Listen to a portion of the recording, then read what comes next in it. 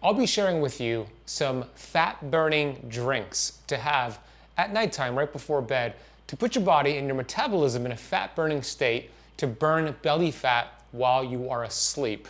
I have 5 different drinks I'm going to share with you. Feel free to mix it up, have one each and every night of the week, or choose the one that resonates with you the most. Bottom line, any one of these 5 drinks will help you burn fat and achieve a flat stomach in the morning time. Let's start with the first one. That's going to be banana tea. Allow me to share why I believe banana tea is a great tea to drink right before bed to help with deep fat burning sleep and to wake up with a flat stomach. It turns out the peel of the banana has more of these micronutrients, potassium, magnesium, than the actual banana itself. So what you're going to want to do is grab a whole banana like this, make sure it's organic, and you want to cut off the ends of the banana. You're going to leave the peel on, just cut off the ends and then cut it in half. And you have 2 halves of a banana. Second thing you're going to do is boil 2 cups of water. So you put 2 cups of water in a pot and then place the 2 halves of the banana with the peel on in the water. Boil it for 5 minutes. What's going to happen is these micronutrients in the peel will start to seep into the water.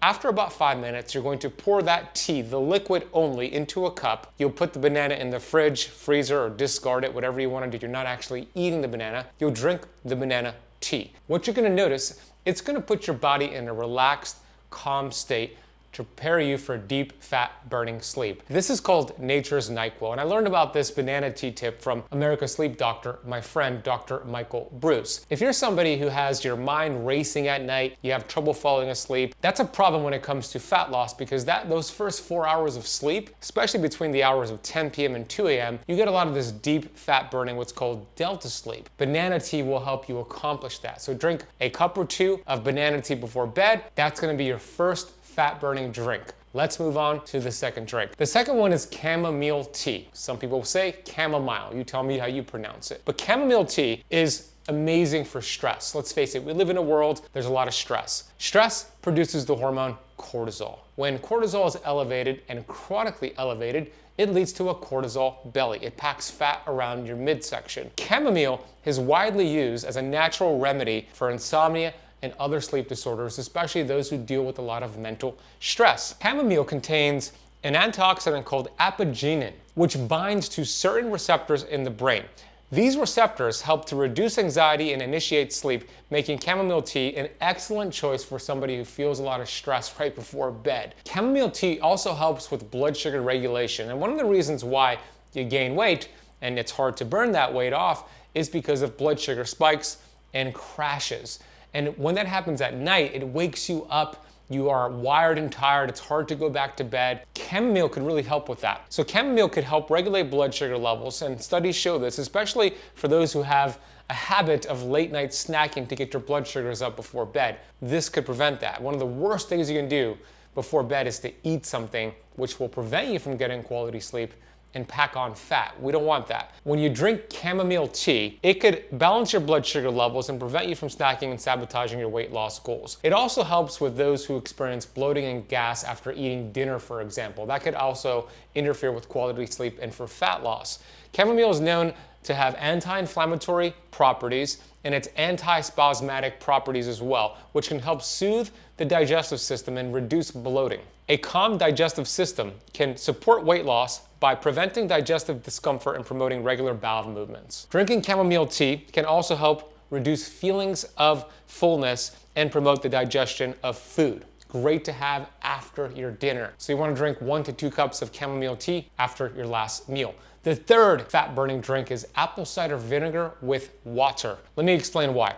Apple cider vinegar has been shown to regulate your blood sugar levels by improving insulin sensitivity. That is the key if you're looking to achieve a flat stomach and burn fat overnight. It's about sensitizing that fat storage hormone we call insulin. Apple cider vinegar is probably the best out of these 5 drinks to help you achieve that. We know that blood sugar spikes and insulin spikes cause weight gain and prevent you from getting quality sleep. So having apple cider vinegar either before meals, like before your dinner, could be a good idea. 30 minutes before dinner, you might want to have this drink, and then right after as well, you could double down on it. 2004 study showed, and this is found in diabetes care, that taking apple cider vinegar before bedtime reduced fasting blood sugar levels with people with type 2 diabetes by up to 6%. It's huge. It's a 6% decrease in those blood sugar levels, which will help you achieve fat-burning sleep and to help you stay asleep longer. Apple cider vinegar contains a short-chain fatty acid called acetic acid, which is the active ingredient responsible for the health benefits in apple cider vinegar. Acetic acid could actually improve your metabolism, in other words, boost it, by increasing your metabolic rate, which is the body's ability to burn fat during sleep. In a 2009 study in bioscience, biotechnology, and biochemistry, participants who consumed vinegar over 12 weeks had a significant reduction in body weight, abdominal fat, and waist circumference. The study included that acetic acid found in apple cider vinegar promotes fat loss and increasing fat oxidation. What is that? Burning stored body fat, your stomach fat. So what you want to do is have 2 tablespoons of apple cider vinegar dilute it with water, drink it through a straw so it doesn't mess up your teeth, and you dilute it with water so it doesn't burn your throat. Another option, this is what I personally do, I do 3 capsules of PaleoValley's apple cider vinegar complex. Not only does it contain apple cider vinegar, but it also has other superfoods that help with sleep, fat loss, and blood sugar regulation. And I'll drop a link and a coupon code for the apple cider vinegar from PaleoValley that I use. The next drink is going to be ginger tea. Ginger tea helps with your metabolism. Ginger has thermogenic properties, meaning it can increase your body's temperature slightly, which may help boost metabolism. A faster metabolism helps you burn more fat, more calories more efficiently, of course aiding in weight loss. Ginger also helps with increased fat oxidation, fat burning, which is the body's ability to break down fat for energy. By enhancing fat metabolism, ginger tea may help with reducing the body's total fat, particularly around the abdomen, your stomach. We also see this study in 2012 published in Metabolism that found participants who consumed a hot ginger beverage after meals experienced increased thermogenesis and fat oxidation, contributing to overall weight loss. Ginger tea, 2 cups, 1 to 2 cups would be a great thing to have after your final meal of the day. We know drinking ginger tea right before bedtime as well, which is another option for you to have your ginger tea, helps suppress appetite, reduce nighttime cravings, which can contribute to weight loss. Ginger promotes satiety, making you feel fuller during longer periods of time, preventing you from turning into this guy who goes to the refrigerator at 10 p.m. at night looking for a snack. That's not going to be helpful, so you might want to have some ginger, especially if you experience late night cravings. Ginger also contains gingerol, which is a bioactive compound found in ginger, shown to reduce appetite and regulate appetite by influencing hunger hormones like leptin and ghrelin, helping to control how much you eat throughout the day and at night. Another benefit to ginger tea after your dinner is what it does to soothe your digestive system. Drinking ginger tea after dinner can help speed up the digestive process and prevent the feelings of fullness or bloating that may interfere with sleep. The next drink is a golden milk latte. A golden milk latte, also known as a turmeric milk, is a delicious and soothing beverage that combines the health benefits of turmeric and other ingredients like ginger, cinnamon, and black pepper. It's an excellent drink to have before bed to promote weight loss, improve sleep quality, and the key ingredient, curcumin, the active compound in turmeric, has powerful anti-inflammatory benefits, antioxidant benefits, and metabolism boosting benefits, making it a popular choice for those looking to just have overall health and fat loss. Curcumin, the primary active component in turmeric, has been shown to increase thermogenesis. Again, that's your body's ability to produce heat and burn fat. Curcumin also helps improve fat metabolism and reduces the growth of fat cells by regulating certain pathways involved in fat storage. Inflammation is also a big key here. If you have trouble burning fat and staying asleep, chances are your body's inflamed. What can we do? Well, ginger helps with that. Chronic inflammation is closely linked to obesity and metabolic dysfunction. The anti-inflammatory effects of curcumin help combat inflammatory markers that are often elevated during people struggling with weight management.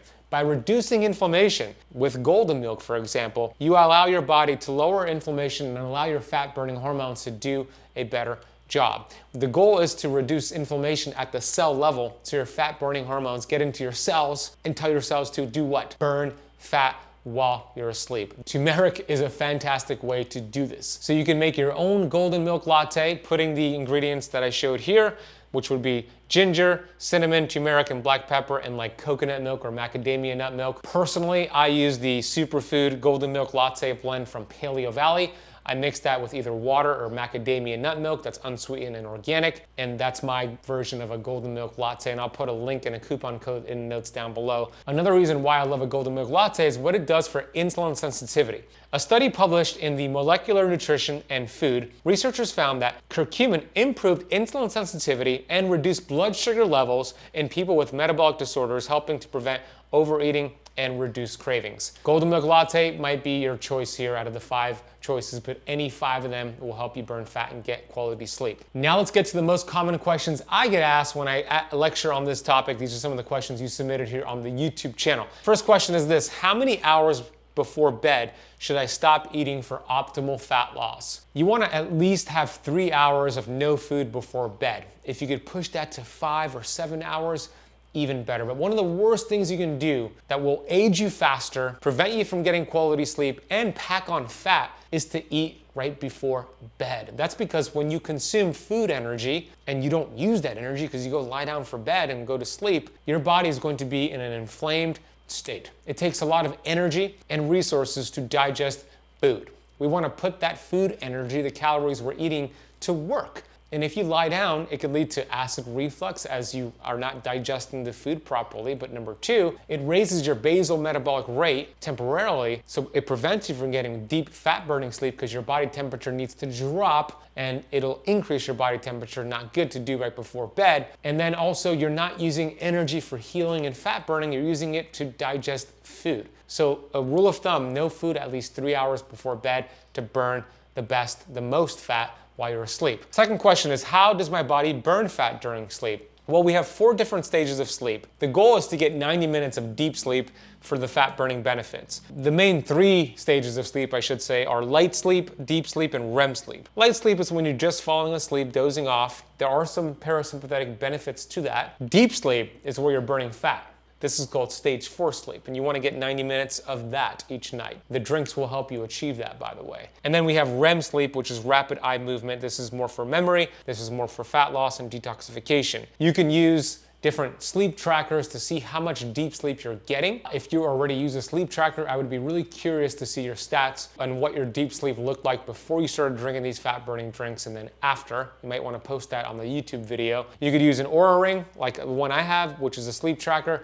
You can use an Apple Watch, a Fitbit, a Whoop band. I'll put links for all of those down below. Either way, any one of those work. So that is the goal, 90 minutes of at least deep sleep each night. Next question is, what is the total amount of sleep to get each night for optimal fat loss? It's not necessarily about the total amount of sleep, so it's not about the quantity, it's about the quality. You can get 8 hours of sleep each night, but are you getting at least 90 minutes of deep sleep and REM sleep? We won't know unless you track it. So I say, it's not about quantity, it's about quality. As long as you get at least 90 minutes of deep and REM, and also the percentages is something to look at, like the Oura Ring tells you how much percent of time you spent in REM sleep and deep sleep. You want to get both of those over 20% of your total sleep, and your sleep tracker gives you all that. So don't worry about quantity, worry about quality of sleep. Next question is, what are the worst habits to have before bed that causes weight gain? One of them I already mentioned, eating too close to bed, but it's actually what you're doing during the day and also right before bed that impacts your quality of sleep and your ability to burn fat during sleep. One of the things you want to pay attention to is the amount of sun you get each day, because the more sun you get during the day, the better quality sleep you get, the more fat loss you achieve. And the more you're able to mitigate artificial light, these are blue light that comes from your fluorescent lights in your home, your TV screen, your iPhone, the more of that artificial light you get before bed, the more cortisol is activated, the less melatonin is produced, and it interferes with your sleep and your fat burning. As a matter of fact, allow me to bring on a circadian rhythm expert right now and share a clip with Rudy from Viva Rays on what artificial light does to disrupt sleep, disrupt fat loss, it lead to insulin resistance. You're going to be blown away by this, and you're going to be inspired to avoid artificial light before bed and to get more sun during the day. Check out this clip. The average person, at least here in the United States, gets about 7 minutes of sunshine every day. That's it. Most people, they are stuck behind computer screens and phone screens and artificial junk light throughout the entire day. Rudy from Viva Rays, what is this impact on our health and longevity, the impact of lack of sunshine and massive amounts of junk light?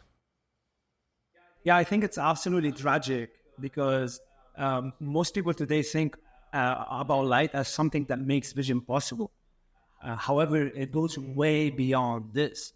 Light is the most powerful force that shapes and molds every aspect of our health and well-being. And it is the nucleus of life itself. There's no area in our biology that is not deeply touched by light. Light programs our endocrine system, our circadian system, our nervous system.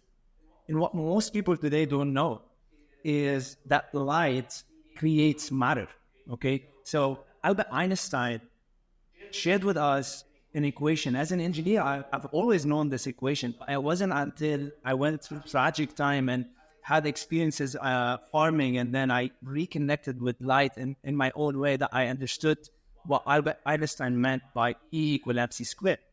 And I want to break it down in a very simple way. E is light. M is stuff, just like our physical bodies, the earth, everything around us. And C is speed, right? So again, E equal MC squared. And while this might seem that that's coming out of a science fiction movie, here's what it actually means. It means that light and matter are exactly the same thing. And when light slows down, it creates matter. So again, one more time, when light slows down, it creates matter. And our bodies use this miracle of nature to create all of the neurotransmitters and hormones that we need, which control the way we think, the way we feel, and the way we act. Our bodies literally use this miracle of nature to produce all the hormones that control our metabolism, our sleep and wake cycle, our ability to digest or not, and how well we can think and focus and be productive.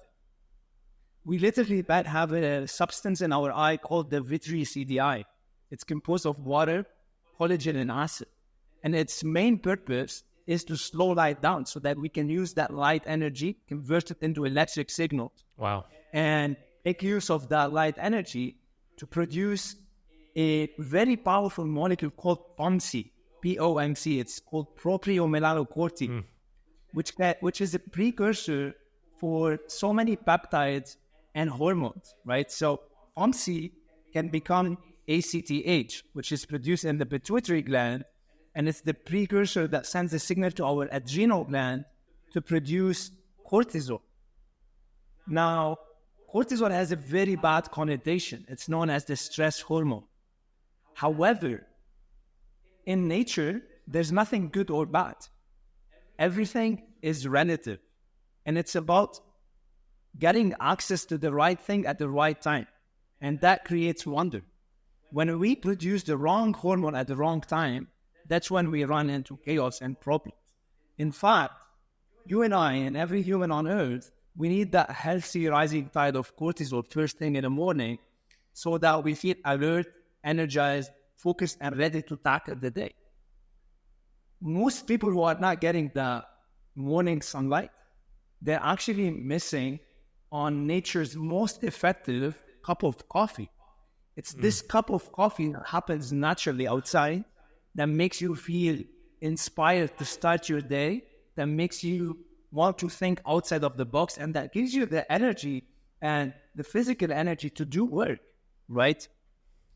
And the problem happens is when our cortisol is extremely low in the morning, or equally, if our cortisol is chronically high, right? We live in a universe of balanced rhythmic interchange between polar opposites. And what this means, that there is no good or bad expressions, but every expression must have an ebb and flow, a rise and a fall, right? And when something is chronically high, it loses its effectiveness. It becomes purposeless. Think about martial arts, for instance.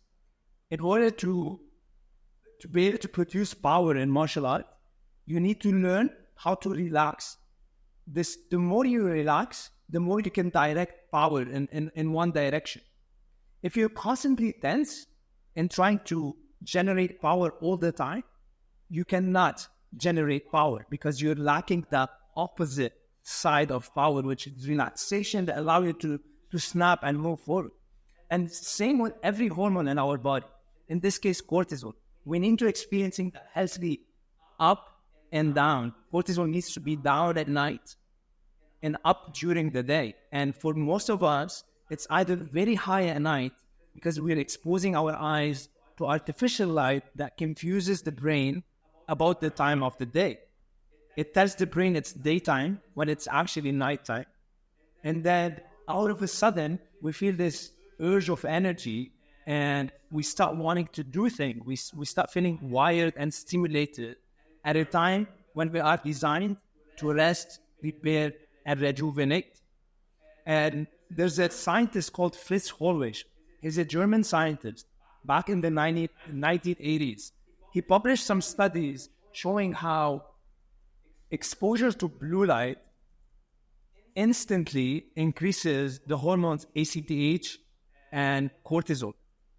And what you mentioned, Ben, is absolutely important because you're right. Most people today, they're spending 95% of their days indoors under artificial light, day and night. Wow.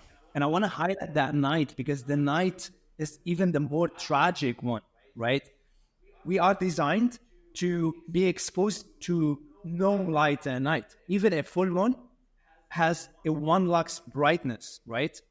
When we're in a room that is artificially lit, it's around 500 to 1,000 lux arriving at the level of the eye. Wow. So that's 500 to 1,000 times brighter than a full moon.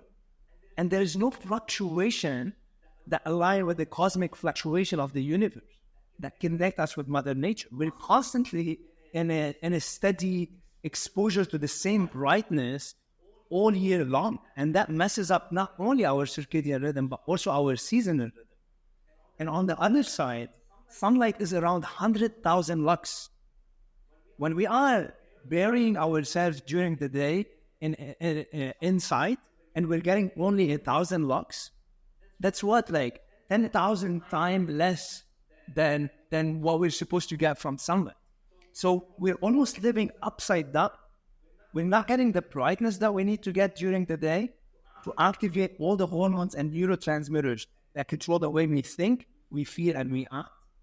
And then on the other side, we're exposed to a lot of brightness at night that is sabotaging our melatonin, the highest antioxidant in nature, and is increasing our cortisol at a time when we're not supposed to have cortisol in our system, which instantly increases our inflammation.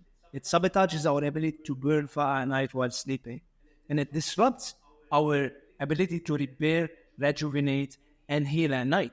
So POMC, the proprio melanocortin, also become alpha MCH, beta MCH, and gamma MCH.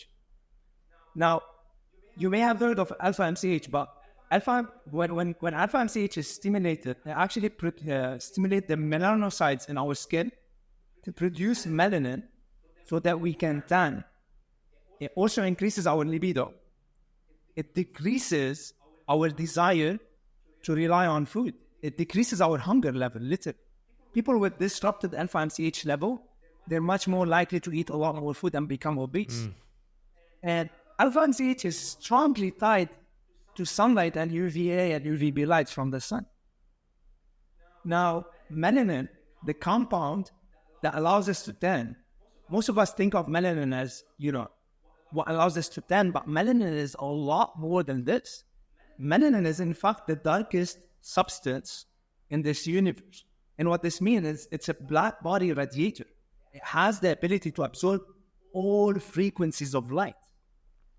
And what this also means that the more melanin we have in our system, the more we build up our melanin, the more we can capture light into our system, store that light, and deliver this light to different cells so that we can do work with that light.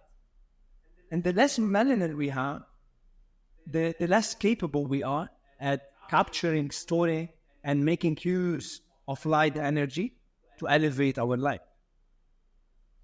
Wow. Okay. A lot to unpack there. This is so good, Rudy. Thank you for that. All right. Let's unpack a couple things. So E equals MC squared. E meaning light, M meaning matter, and then C meaning the speed is what you said, right? velocity, speed, velocity right? and speed. So the morning time, you mentioned that morning sun is crucial for various reasons.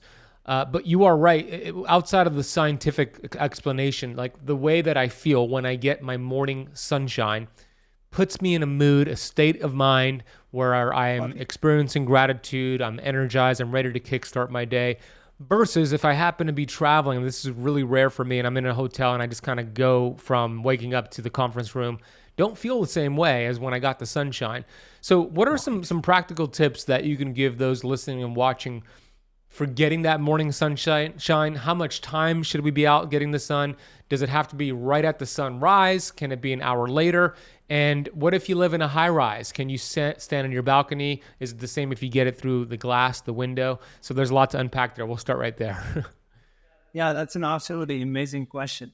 So when the moment the sun rises off the horizon, in this particular moment, if you look at your shadow is much longer than you.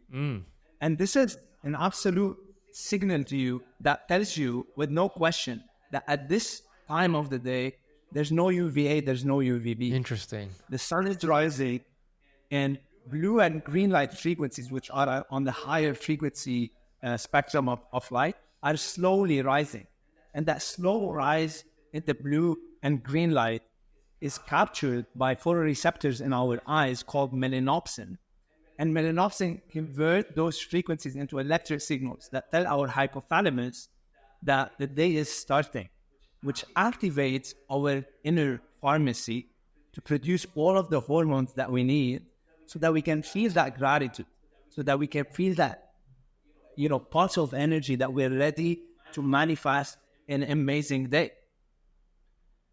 Now, most of us are missing that signal, and it's absolutely problematic. So how can we deal with this? One, I think it's about making a habit of waking up and stepping outside. Instead of waking up and turning on artificial lights, start scrolling on our social media, which instantly depletes all of our dopamine in our brain, and it will lead us to start the day in a very disadvantageous, let's say, state. And I don't know about you, Ben, but I know, for me at least, and for the people around me that I observe, I have come to a conclusion that the way I start my day is the way I live my day. And to be honest, the way you live your day every day is going to determine the way you live your life. We tend to not pay attention to those small details, right? But it's those small little things that matter. It's like this moment, you have a choice. Either staying indoor, feeling groggy and scrolling on social media and filling your brain with shit information that will not help you in any way, or you can make that decision. It's going to feel a little bit, edgy. It's going to feel some kind of tension at the beginning because you're not used to it. But the moment you teach yourself on how to overcome that tension, you make that effort to go outside, then within 3 to 4 days, just because you're instantly feeling good, your subconscious might start instantly driving you to do those things without thinking about them. Okay, so replacing the habit of scrolling on social media first thing in the morning, and instead stepping outside, facing east, and watching that sunrise. Directly or indirectly, we will have positive effects on our circadian clock, because that brightness will instantly activate our central clock in the brain, and we will activate our adrenal gland to produce cortisol and all the other hormones that we need to produce. And we'd have to take off our sunglasses to get that effect as well. Absolutely. Nothing that is blocking the eye. And even if you're wearing prescription lenses, which I will cover a little bit later on the danger of prescription. But as a first step, don't have anything in front of your eyes that is filtering or altering the frequency of sunlight. So go outside, face east, and watch the sunrise, directly or indirectly, from my personal experience. And that's only from my personal experience and the experience of some of my friends that I grew around, and we've done this practice. I have practiced sun gazing, and I have found phenomenal benefits, I did it in a very conscious and deliberate way by increasing my exposure 5 to 10 seconds at a time. And I've never stared at the sun if I felt that my eyes were hurting. Today, I'm at a point where I could do it for an hour. And I have experienced enormous benefits on a spiritual level, on an emotional level, as well as on a physical level, especially when I'm fasting. It becomes almost my source of food. It feeds my body. I instantly feel like, like my leptin or my satiety hormone, like raising up, and I don't feel the desire to engage in food as much when I'm constantly practicing this practice. But I'm not recommending that everybody listening to do it. That's up to you. You could experiment. You are a sovereign being. You could make your own choices. However, one very important thing you mentioned is if you live in a high-rise, what happens then? I would highly recommend that watching the sunrise behind the window will alter a lot of the frequency of sun and potentially make it dangerous. Why? Because every system in nature, as I mentioned, literally every system, Ben, whether it's masculine or feminine, or electricity with positive or negative, or the light and darkness, all of these are composed of polar opposites that must interchange in balance in order to create that equilibrium that leads to motion in a way that is sustainable. In sunlight, if you look at the spectral curve of sunlight, it's also composed of polar opposite. On one side, you have high frequency UV light. On the other side, you have the low frequency, high wavelength infrared light. And everything in between, which is the visible colors of the rainbow, from blue all the way ranging to red. But when sunlight shines, the spectrum of sunlight is always balanced and proportionate. And that is why sunlight is nourished. Whereas when we alter the spectrum in ways where, for example, we wipe out certain frequencies, it creates unbalance. And an example of this, take the example of artificial light, right? When you're staring at a screen, or even when you have an LED bulb in front of you or on top of your head, you're being exposed to a frequency that is absolutely not balanced and asymmetrical, right? Now, we hear a lot of blue light is bad, but you also hear people like Andrew Huberman telling people, no, like, blue light is great during the day, you need a lot of blue light. So, who do we listen to, right? I would say listen to the physicist in yourself, test things and look at graphs and understand how nature works, right? Because yes, blue light is absolutely necessary during the day. It's a non-escapable color without which we will not be able to raise our cortisol in proper way. We will not be able to produce dopamine in proper ways. However, the blue light that we get from sunlight is full spectrum blue light. And never ever throughout evolution, we've been exposed to any form of full spectrum blue light without its polar opposite in the yellow, orange, red, and infrared.